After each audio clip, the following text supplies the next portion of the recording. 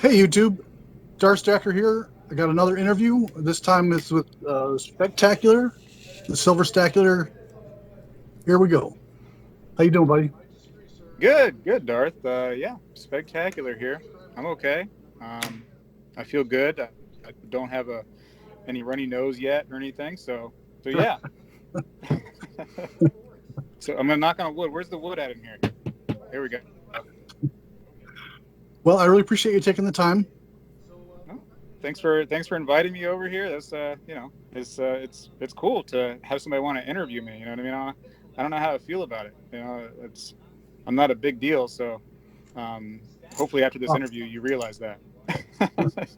I disagree, sir. I believe that you are a big deal. Looking Wow. at the subscribers you have and the number of views you have, you, sir, are a big deal. Oh, I paid for those subscribers. They came out of India. Whatever works. All right, let's jump into the questions, eh? Okay. Hey. Okay. So, Yeah. what got you into stacking and collecting, and how long you been into it? Um. So I've been collecting pretty much all my life. Not seriously though. Stacking came from like literally watching YouTube videos, and I wish I could, give everybody the video that I watched when I was doing coin roll hunting. But coin roll hunting and then finding like silver coins and half dollars, that's what began it. You know what I mean? Like, okay, I'm finding some when I do these boxes, but I could be buying some too. So I started researching more and more on the stacking, and I had been doing it, like I said, on and off my entire life, but not really putting a name to it. You know what I mean? Not really calling it stacking. I didn't know what I was doing. I was just collecting because I liked coins and stuff. You know? Yeah. So I think you're the first person I've done an interview with that didn't say that it was like handed down to them via like a father or grandfather kind of thing. Well, my mother, I guess she was probably a stacker, and she never identified herself as such. She seemed like a collector. She had like a little case of, I remember a lot of like Benjamin Franklin half dollars, a lot of them. And, like as a kid, I wanted some pizza every Friday or so. So I would take some of these half dollars and go Oh, buy, pizza, delivery, have delivered pizza to me. And that was usually the tip to some of these half dollars. And oh, they were complaining about not getting enough tip. I'd give them like $1, $2 and half dollars, and that was not enough for them to come out to deliver this pizza. Now in hindsight, they're getting, what, 20 something bucks probably as a tip, realistically. But, yeah. she was doing it, and I was kind of borrowing her collection, I guess. Well, it sounds like those pizza delivery boys didn't understand quite what they were getting. They just No, saw, they were furious, man. They weren't getting enough money, in their opinion. huh, Yeah, well, maybe I guess they weren't stackers. I guess not. They should watch your videos. See, I need to go back in time and change careers to a pizza delivery guy. Maybe somebody out there is like me in the past and, paying with half dollars. Wow. Yeah. So, Missed what type of opportunity. stack do you think you are? Are you collector, prepper, flipper, long-term investor? What would you call yourself? So I think I have like a little bit of everything. I definitely like collecting. I'm probably a bigger collector than anything else. If I had to, identify one thing that I am, because I love coins, and I probably love coins more than just precious metals. Um, but then, yeah, you can call me a little bit of a prepper because we do that. I mean, I have lots of junk silver that I plan on using if something crazy was to happen. I mean, that's available for that stuff. Um, yeah, I think a little bit of everything, but mostly a collector. Yeah, in watching your videos, I heard you say several times that you don't like to let go of your silver, so you're definitely not like a flipper. No, no, I don't. I've had one auction on my channel, and it was just for fun, just to say that I did it, just to prove that I could do it. And that was really it. I didn't, man. If you've seen that auction, I hated letting everything go. Yeah, People ask for gold, and I'm like, oh my gosh, I really don't want to sell gold. You know what I mean? Like, I don't want to do this. as a matter of fact, Really, I only libertad from you in that auction. yes. You got a piece of my heart, man. So I know I you don't like can't to see do the it.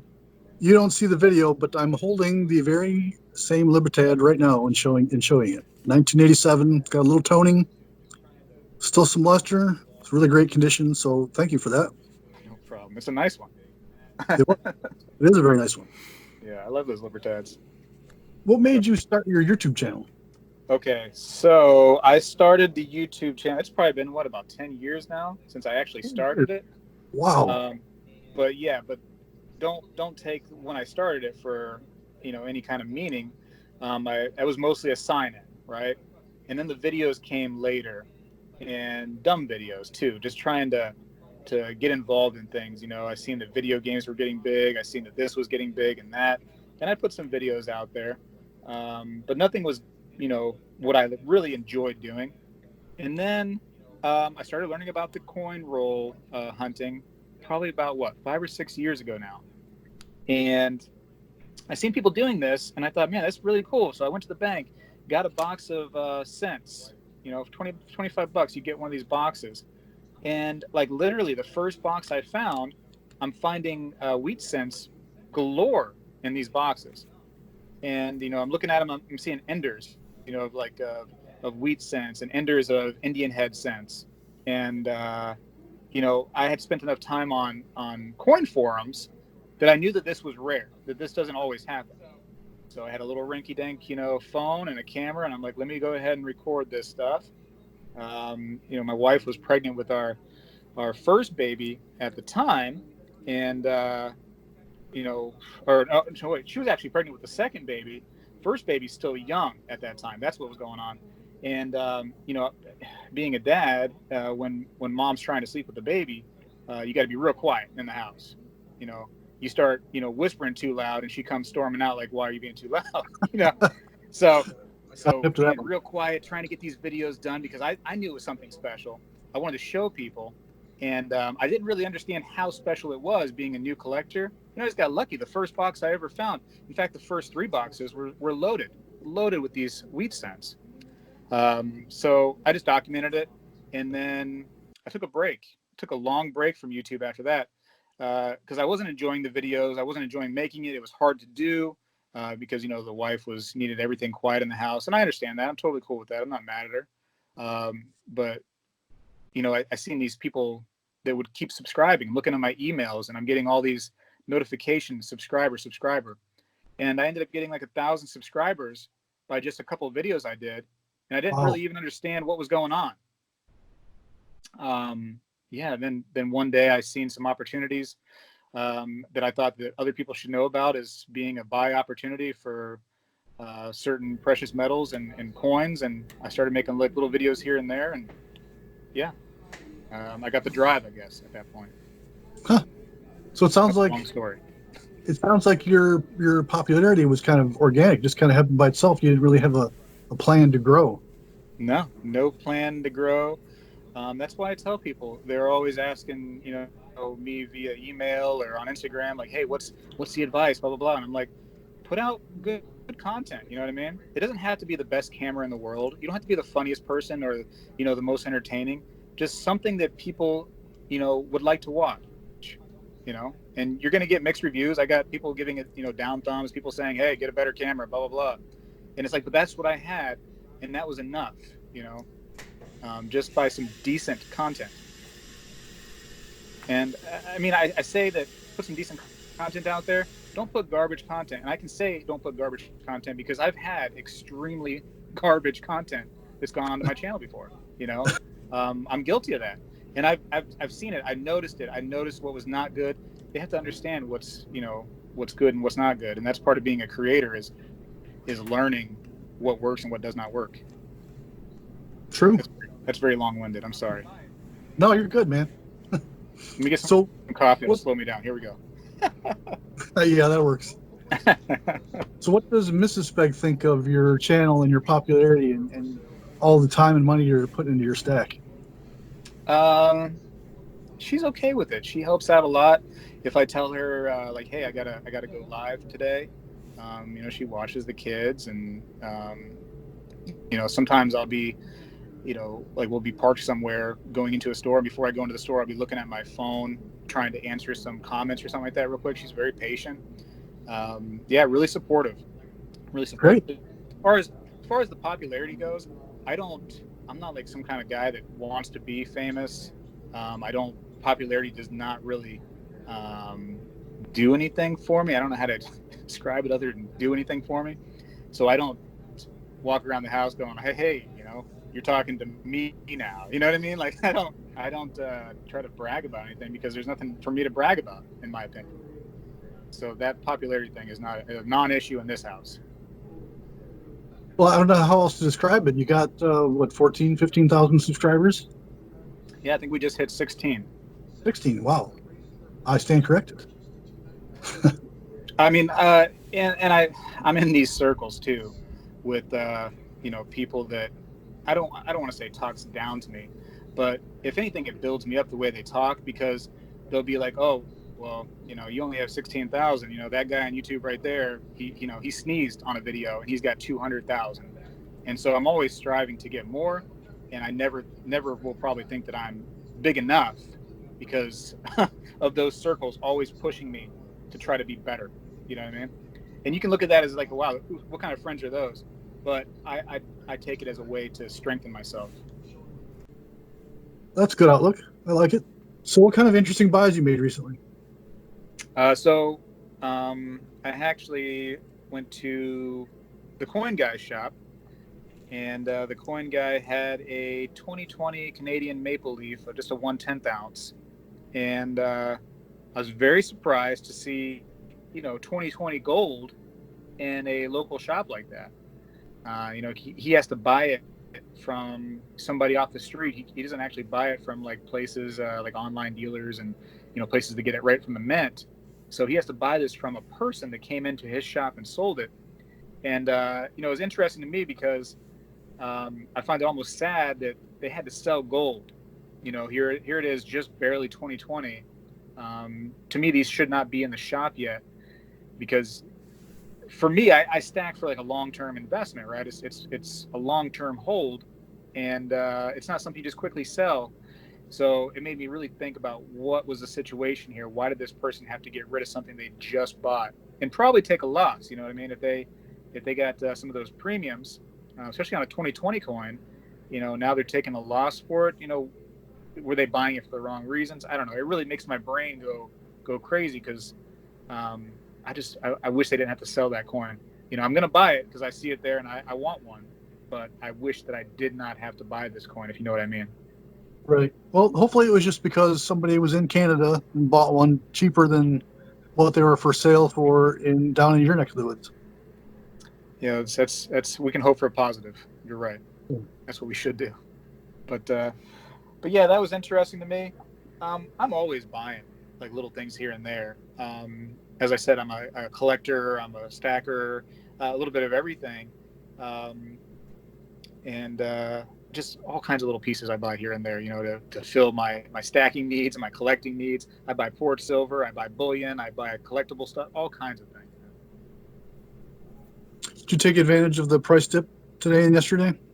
So I did not take advantage today or yesterday. I'm kind of on a wait and see thing because I'm kind of wondering, what this virus does, if it's going to cause a bigger decline.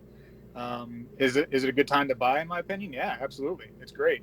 But I'm greedy. I'm greedy right now. I want an even better time to buy. I'm just kind of seeing what happens. I'm sure you got the email saying that I think it was Jambulian that said that they're raising their minimum purchase to $2.99 before they'll even process your order. Yes, I've seen that. Yep. And AtMex has little messages on their thing. Monument Metal sent out an email saying they're struggling right now too, but bear with them. Everybody's struggling right now to keep up with demand for sure. Kind of fascinating. I've never seen that happen before.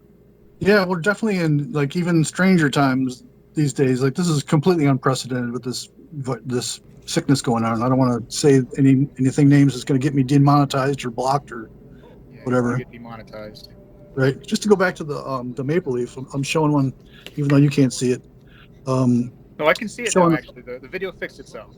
Oh, great. Well, here is the maple leaf I got when I was in Toronto recently, 2020. It's got the privy there. I just love these coins. I think they're beautiful. I love the detail in the maple leaf, the veins. I think it's awesome. I Yeah, could do they're without pretty fun. the queen, but Yeah, I'm not a negative person on the queen, but like the picture itself, the queen. I mean, yeah, like you said, it's not the beautiful part of the coin, but that maple leaf, it's I don't know why. I mean, it's just a leaf when you really think about it, but man, they do it so well. It's a really pretty presentation. definitely. Really, really nice with those anti-counterfeiting measures and stuff they got on there, and you know, I wish we would have done that earlier, like Canada did, but we'll get there in 2021, I bet you. So, do you think I haven't heard of any milk spotting issues the past couple of years? Do you think they fixed that? With the Mint Shield. Um, I forget where it was because somebody else had brought that up, and they were saying that they were experiencing some issues still after that supposed fix. Huh.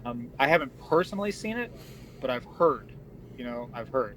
Now, I guess I think it was Talking Bullion just had that video where he had some milk spots on a eagle in 2020. You've seen Wow. that? No, I have not. Yeah, he was pretty disappointed too, man. It was a sad video to watch. Yeah, I bet. So, what do you have a strategy in mind when you buy?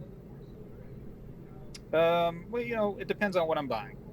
If I'm buying poured silver, um, it, and it depends on what the poured silver is. You know, like how much of a you know, collector's market is there going to be for that certain piece. But I try not to go over a certain dollar amount with the poured silver for sure.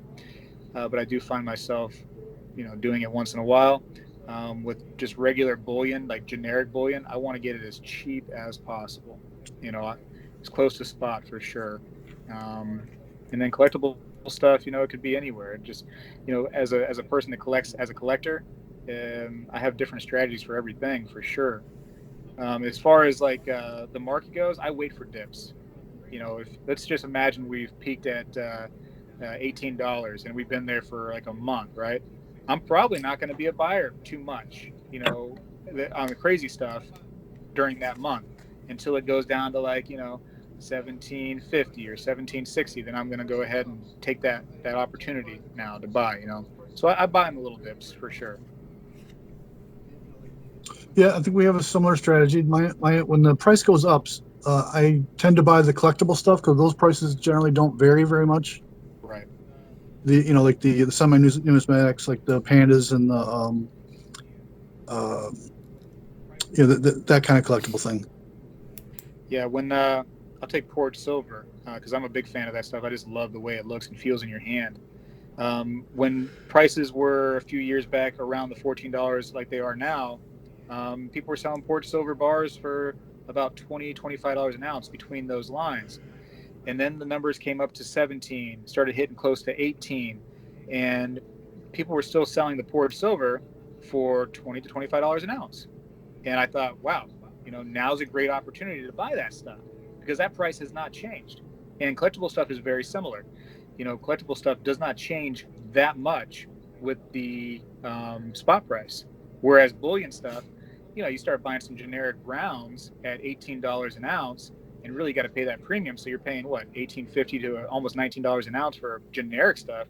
For what? You know what I mean? Like, I'll wait till the price comes way down and then I'll hit on that generic stuff. You got Yeah, to pick and choose your battles. right. Same here. So do you do any prepping at all? I mean, I'll. It's not like, you know, a long time in advance prepping. We'll keep some cash. Of course, you know, the silver hoard that I have is considered a prepping thing for sure. I never talk about it on my channel. I don't know if you want to do it here, but you know, I, guns and ammo. You know what I mean? Like, to me, that's an important thing to have around for the unknown. So I do have that stuff. Um, you know, some food stores, definitely some water stores, but yeah, nothing too crazy. If things were to get real bad, I have a bag that would be ready to go. You know, a little go bag and things like that. Yeah, I'm definitely a gun guy. I've got a couple handguns, shotgun, an AR. and plenty of ammo to go around. So yeah, I'm totally a gun guy. Yeah, guns are neat, man. They're some people are so anti-gun, and I feel like those people have never just held on to one, and just took a shot and realized that it's not, guns are not evil. You know what I mean? They've had weapons that have killed people and could kill people for thousands and thousands and thousands of years. You know what I mean? It's not the weapon at all that's an evil thing. It's Right. It's in whatever society. evil person decides they're going to wield that weapon. Right. Yep. And you could be an evil person and kill somebody with your bare hands. I mean, people have done that before many times. Yep. You can't go and demonize weapons, but YouTube does. So YouTube will sometimes demonetize people that talk about guns and this and that. So I don't mess around with it anyways. And also, I don't want some stuff on there because I don't care what group comes onto my channel. This is going off topic, but I don't care if like kids are going on my channel or whatever. I want to appeal to everybody. If parents want to have some kind of gun talk with their children, that should be for the parents. That shouldn't be something that I find on my channel for those kids to come on there and see. You know what I mean? Right. I understand it's a kind of a slippery slope and kind of a sensitive subject, so I avoid it on my channel. But I am a fan. I'm a fan, absolutely. So with what's going on nowadays, silver's not doing what we always thought it would be. Like with the stock market going down, we thought that silver prices would go up. But what do you think? Why do you think that is? Any Well, thoughts? I think it's just a panic right now, and everywhere you've seen cryptos like Bitcoin dropped what 5K or something ridiculous 2 days ago. Silver came down almost $4 now in just a couple days. Gold's probably the least loser out of all the precious metals right now. If I had to put a name to it, the least loser, you know. Um, Yeah. but I think it's just a panic response, and they're just everything's crashing down, and eventually I think it'll work its way out. Especially with the supply and demand thing. When you're talking about all these bullion dealers, like we were talking about, struggling to keep up. I think that's going to cause precious metals to go back up, and then also you have all these companies that are going to be doing limited and sometimes no business. These cruise lines that have gotten canceled. These um, airplanes that can no longer go from certain countries and stuff. That's going to really hurt the economy, in my opinion. And Oh when yeah. that happens, I think the precious metals are going to go right back to where they were, if not even higher. It's going to be interesting to see. Nobody really knows how it's going to go, but it's going to be a roller coaster ride, I believe, one way or another. Yeah. Do you have a thought on or a number in mind when you think like if it shoots up to X number of dollars, I'm going to unload what certain percentage of my stack, or are you just going to hold on to it? Well, I always say that I would never sell, but I think that never selling is a foolish strategy because let's imagine silver does shoot up to $40. Let's put the $40 out there because we've seen that before. It could happen. It's not completely far fetched. So let's say $40, right? Would I be a fool to just hold on to it? I think so. When I could sell a lot of the silver, at $40, and when everything starts to calm down, the smoke clears, you come back in. You come back in when it hits 17, 16, and you just increase your stack. So, you know, it's one of those things where a part of me says like never sell, and then a part of me sees opportunity in the ability to get rid of some of the stack, only to come in again later, for a decreased price. I I are see on the myself same. being an opportunist. Yeah, you and I are on the same page. As a matter of fact, $40 was what I thought about too. Was at that point you just kind of got to sell at least a certain portion of your stack. Yeah, many people say sell 50% and then go reinvest that. Then you can't be hurt too bad if you're only going half. Let's Yeah, imagine you sell 50% at 40, and then that thing shoots up to something crazy. You know what I mean? So I don't even want to throw a number out there because people get ideas, but you still got something to work with at that crazy number at that point too. It's a yeah, good strategy. yeah. What about the ratio? Would you ever do anything like that? Play the ratio? To sell silver for gold or gold for silver to buy out the other.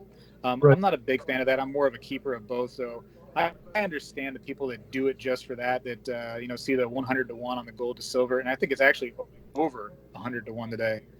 And then they want to sell to buy the other. I mean, I don't play that. And mostly because I don't think that the ratio matters like it used to hundreds of years ago. When gold really, really, really was money and silver really, really, really was money. Now it's money, sure, but it's more of an industrial thing, and it's just not the same as it used to be. So I don't play that particular, um, you know, ratio game, and I'm not even a big fan of even talking about the ratio anymore because it's not what it used to be. You know what I mean? Right, right. When I first got into stacking hardcore, I was watching that ratio like a hawk, and I just fantasized about going back and forth and just maximizing my stack. But I think I feel the same way. Like it's really difficult, I think, to really make a profit. There's going to be plenty of people on message boards going to say like, "Yeah, I made X number of dollars by playing that," but like, it's really difficult. I think you need big sweeping changes in the ratio to actually make a small profit. So, Yeah, I mean, is it a strategy? Is there money to be made? Yeah, potentially, absolutely. You got to really consider premiums, though. Premiums really start to mess with the ratio. right, That start to change things. If it was spot price and that was all you're paying, that's one thing. But now you're paying premiums on both gold and silver, and sometimes you're taking when you go to sell. I've sold things just as a test before. You sell under spot, so that really starts to screw that premium up, or not the premium, screw the ratio, ideology up quite a bit. Yeah, yeah, it's a game that could be profitable, but I'm not a player. yep. Another thing, we're on the same page. I feel like you and I are two peas in a pod. We were separated at birth. Yeah, wow. So Is your what? last name Tacular? I'm going to change it now. Okay, Darth Tacular. Darth Tacular. I like that. I really like that. You should consider that. I'm really, really gonna. I'm sure I'll make some kind of joke on my next video about that. But so, what kind of plans you got for your channel? What can you spill? Okay, so somebody asked me about this recently. Like they actually talked to me too a little bit about how I kind of keep my channel diverse while staying within the scope of precious metals and coins and stuff. But I do kind of mess around a little bit. I just put a video out today about coin magic, right? See what I did there? I kept coins in it, but I put some magic in there too.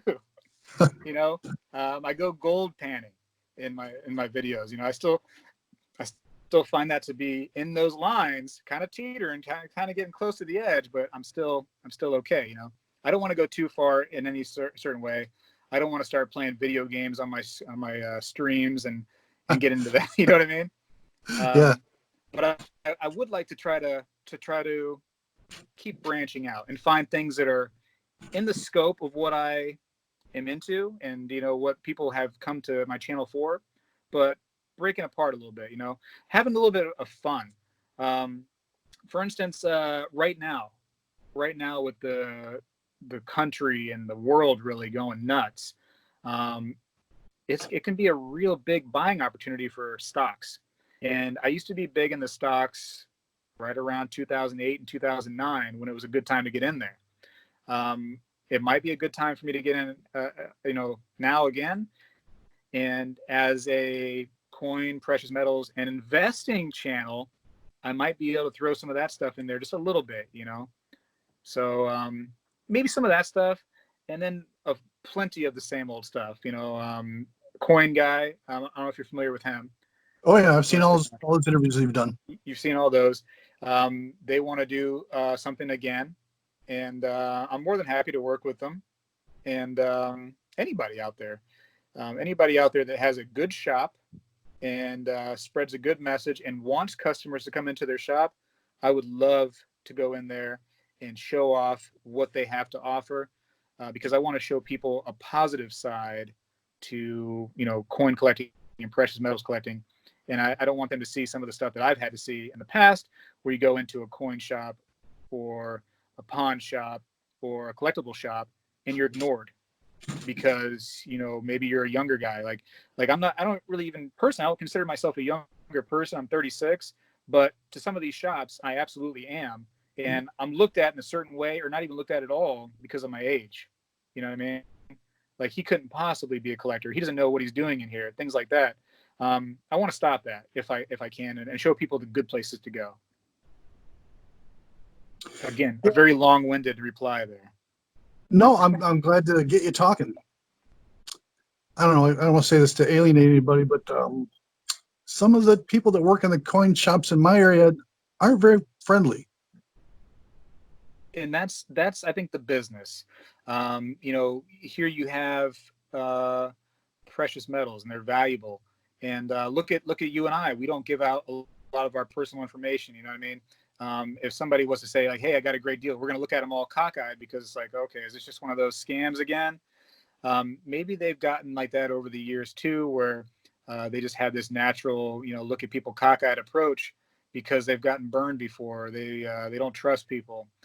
And I understand that to you know, a point, but, you know, as somebody running a shop and trying to get people in the shop and trying to promote, you know, this hobby, you got to be friendly. You got to be friendly. You got to treat all people with respect, and you know, welcome money into your store. My goodness, man, people are coming in there with their pocketbooks filled, trying to spend some money on coins and precious metals. And if it's somebody like me, I don't care how much I wanted to buy stuff. I'll walk out if you ignore me.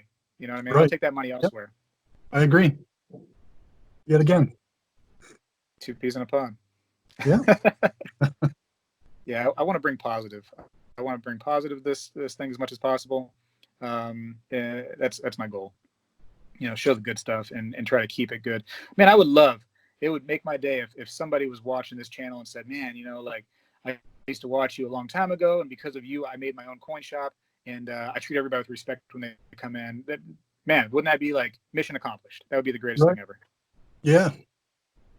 The only thing I can see how they could get like kind of a little disgruntled is, I don't know if you're in any Facebook groups of coin collecting. They're I just don't have a inundated. Facebook. Oh, okay. I mean, I There's have, hold on. I have a Facebook. My wife kind of like runs it, and she says that it's everybody from like India trying to sell me coins from India on there. So I really don't even look at that thing. right. Well, there's, and on top of the people from other countries that are trying to scam you, there are just as many, if not more, people who have no idea what they're doing, and they show you like a 1971 Lincoln penny that's been through a garbage disposal, and they say, "How much is this worth? I found in my dad's wallet or something," and they think they got something special, when it's just something run of the mill. Right. Yeah. I mean, it's funny because I'll go into the coin guy's shop and I'll spend some time with the guy. And as I'm in there, you know, I hear the phone calls he's getting. And it's those kind of phone calls over and over again. Hey, I have you know, a 1983 Lincoln Cent. How much is that thing worth? And he's like, you know, 1 cent. Like, you know what I mean? Like, is there Right. something special with it? You trying? Is there an error? Like, what's going on? Like, I don't understand. No, it's just, you know, it's, you know, almost what, 36 years old now. No, you know, it's 1 cent. You just spend it if you want, all the time, all the time. And that's, you know, there's dozens of calls in there while I'm in there for a short time. I couldn't imagine what he goes through in a day. Plus the emails. My goodness. Oh, yeah, I'm sure. And that's that's what I'm saying about those Facebook posts. Like, just inundated with amateur hour. And I'm more than happy to help people answer questions from what little I know. But when, you know, it's just like question after question after question, the same thing. Like, how much is this worth? Like, I first want to say, did you try to Google it? Did you? Here's a list of some websites where you can go look for it for yourself, and you shouldn't you shouldn't listen to just some stranger on the internet, because he's going to say like, yeah, you're you know, coin that's really worth $1,000. Yeah, it's worth like $10, and I'll give you 11. Yep. You're going to get screwed somehow. So I try to help people too, because I get plenty of those emails. And, you know, if you're curious about a price, I always tell them I'm not good with prices. Go to eBay, check sold listings, join a coin forum, put your pictures on there. You know what I mean? Like, educate yourself, spend a little time trying to learn about something, since you want to ask somebody, you must be curious, you must want to learn, go to the right places and do so. Right. Alrighty. Well, I think I've taken up enough of your time. Unless you got something else that you want to announce on your channel. I want to announce that Darth Stacker is an excellent interviewer, and really had a lot of fun. And no, I don't got anything to announce, really. No, you got anything you want to announce? You want to talk about some stuff? Who's your next interviewee? Well, Guido Stacking. He's agreed to do an interview, but he's pretty busy. So I I'm heard just that guy's busy these days. Yeah, that's probably yeah, legit. very busy. So we're just trying to find time to squeeze it in. I had to dodge you one time too, didn't I? No, that's okay. I know you're Yeah, busy. You had some I'm busy busy too. stuff on, so that's okay. We managed to squeeze it in. I'm happy you did it. No problem, man. I'm glad that we were able to get it done. Hopefully, some people come and watch it, and hopefully they enjoy it. I hope. How's your channel doing? How's your channel doing right now? It's growing. I'm getting a 1 or 2 subscribers here or there. I could always use a few more. All right, so let's reverse this. You got a minute? Yeah. All right. What's your plans for your channel here for the future? I'm being interviewed? Yeah. Is that all right? Yeah, sure. That's cool. Well, I want to do more and more interviews. I so far I've only concentrated on basically our circle. The people that I've interviewed, Yankee, Silver Dragons, Stacking Stormtrooper, Guido's next. I interviewed a financial advisor that's very close to me. So I want to go outside that circle. And maybe when I get a few more subscribers, I'll go to the real big dogs like Salvate Metal. Then maybe interview some more big time people in the investment world to get their opinion on precious metals. Maybe some businesses. Yes, Yeah. exactly. Yeah. Good. So that's the That's plan. smart. I think you should totally think outside the box as much as possible, and you'll grow and you'll continue to do well for sure. Well, thanks, buddy. No problem. So you have a missus. I have a future missus. We're getting married very soon. So what? Well, congratulations. And what does the Thank you. future missus think about your channel and your popularity? Well, at first she was a little like, "Oh yeah, okay, whatever." But I dragged her to a coin show, and she became fascinated by every facet: the history, the art, the people, um, just the shiny. So she's totally into it. She's made a few purchases even without my help, and she's done a great job. She's bought me a few presents that were very nice, I'll say. That's So really she's totally into it. That's awesome. Yeah, my wife has never bought me a present based on coins or precious metals, not once. No, well, I have to whisper that. I have to whisper that. no, just tell her to listen to this interview, and maybe she'll get the hint. She won't. She knows what I do. that's not how she rolls. Not that I'm mad about it. Don't get me wrong, but you know what I mean. It would be a surprise. It would definitely be a big surprise. That's cool. What do you think that precious metals are going to do with this whole scare? Let's call it just a scare for now. Well, I kind of think that maybe $13 is the bottom for silver.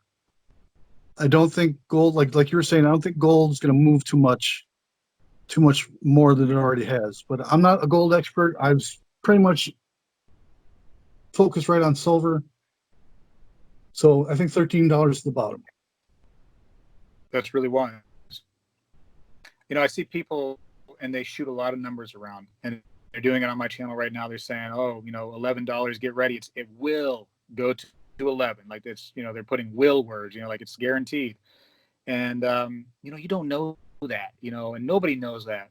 And it got me frustrated years back when I was watching a channel that does similar to what we do. But they were promoting silver at $1,000, and that was the number. What? They tried to justify it based on this math right here, that it should be that because of blah, blah, blah. Um, I was annoyed, and I went on there making a video on my channel saying that as creators, we have a responsibility to basically not, fluff things and not lie to people and not just make stuff up. You can't do that, because you're going to have the people that, a lot of people won't, but some people will be on that and going, whoa, like $1,000, what an opportunity. I can take my savings that I have, my $50,000 savings, put that all into silver. And he said it's going to be 1,000. Oh my gosh. You know what I mean? I'm set for life now. And you might have somebody that does that and really messes up what, they built in this savings account because of somebody spewing off nonsense. Yeah, man. I don't agree with that stuff whatsoever. I really question anyone that tries to guess or allegedly forecast what the prices of anything are going to be outside a day into the future. Yeah. I mean, on my channel, once a year, I've been doing like the, what I think is going to happen. And that's what it is. It's what I think. And I stress to people like, hey, this is for fun. This is a guess. You know what I mean? And this is what I think. You know what I mean? Like, and that's what it is. It's a guess. Anybody that gives you a number, it's a guess. There's Right. no way to say the number. Same thing with the stock market. Nobody knows, if it's going to be this number or that number. You can have an educated guess on if it's going to go up and down and about where you think it would go, but there's no way to know a number. No, it can't happen. Anyways, that's my rant about that. Like I think Yankee and I were talking about this very same thing, and I just think that there's way too many variables involved. It's just impossible to make a prediction outside 24 hours. Yeah. Well, I mean, the way things were going with the economy and what was going to happen here in the election, I thought, we were not at the bottom, or I'm sorry, not at the top of where precious metals could go. And I made a video saying, hey, I think it's still a great time. Now, boom, here comes this coronavirus. You know what I mean? Or, oh, shoot, I should say the sickness. Here comes the sickness that's plaguing everybody now. You can edit that out, edit that word out. But you know what I mean? Like, nobody knew that was going to be like that. Nobody can know that stuff. Here it comes. Right. And it throws everything for a loop. There goes your thoughts on where precious metals are going to go because of this thing that came out of left field. And about every single year or so, we get something like that. Bird flu, swine flu, Y2K, bailouts. All kinds of stuff happens about every year, every 2 years or so, and it throws us for a loop. Right. Anyways, back to the questions. Okay, how much time you got? I got as long as you want. I think I have a premiere right now, but that's okay. I'll spend some more time with you. They're gonna have to wait on that premiere. What's your favorite? Are you a coin collector at all? I dabble in a little bit of everything. I got a decent size, a bit of constitutional from my father when he passed away. I have the semi-numismatics. I like the history. I've even started buying some paper currency, even some foreign stuff, just because I like the art on it. Very cool. So it's a big driver for me too. Let's test you out. You out. Are you a Morgan Dollar fan? Yeah, I really like Morgan's. Mrs. Skywalker, she likes the peace dollar, so we buy both. That's cool. What was the first year of the Morgan dollar? 1878. What's the last year? 1921, and then they did another year. Oh, that was good enough. That was good enough. We can talk. You and I, see, we could be friends. We could be friends. Yeah, I like the coin thing, man. See, and this is a great time when like there's some chaos, and let's say prices go way up on metals, right? I can just go collect coins for a while. The prices aren't going to go too crazy on those. Sometimes some of the cheaper, bullion based metals, coins might go up a little bit. but for the most part, not too much. Not too much. And I can just go back to my coin collecting roots. Yeah, That's why I like being a little bit of everything. yeah, exactly. Let's see. What else? So you don't have a next person for sure, except for Guido might do it when he's not busy. Right. I bet Sal would do it. Yeah. Have you talked to him about it? No, I haven't. I've been kind of holding back because he's probably like the pinnacle. He's the big dog in our community. So I wanted to wait till I got a few more subscribers before I bugged him. Okay. And he could help you get some too if you do a good interview. I'm sure he could. What about Silver Heist? I did one with him. He's a funny guy. Yeah, I like him. Yeah, I like his dry eyes voice that he has. Yeah. Yeah. Yeah, I Silver bet Bridge, he's funny too. yeah. I bet it's gonna be fun, man. All these interviews. Yeah, it's interesting. Let's see. And you got a good start. I mean, you got a cool name, Darth Stacker. You got a cool, logo. You got a cool intro. You got everything cool going for you. Well, thanks, buddy. You got the coolest guy ever to come on your channel, which is Yankee Stacking. That's good. No, you deflected there. I thought you were going to say you. No, I don't care about me. All right. Well, listen, my interview questions were not as cool as yours, so I'm going to have to go ahead and end this interview at this point with my questions. All right. Well, I really appreciate you taking the time. This was a lot of fun. Well, thanks, man. I appreciate you letting me come on and chit chat with you. Maybe one day after this whole craziness is over, we can do a part 2 and try to see where we are in our thoughts. That's a great idea. I'm glad I thought of it. Okay. With that, I will say adieu. All right, whatever that means. Goodbye. It's French. Thanks for having me, man. All right. Thanks for taking the time. I'll see you. I'll talk to you soon. All right. All right. Peace. Bye-bye.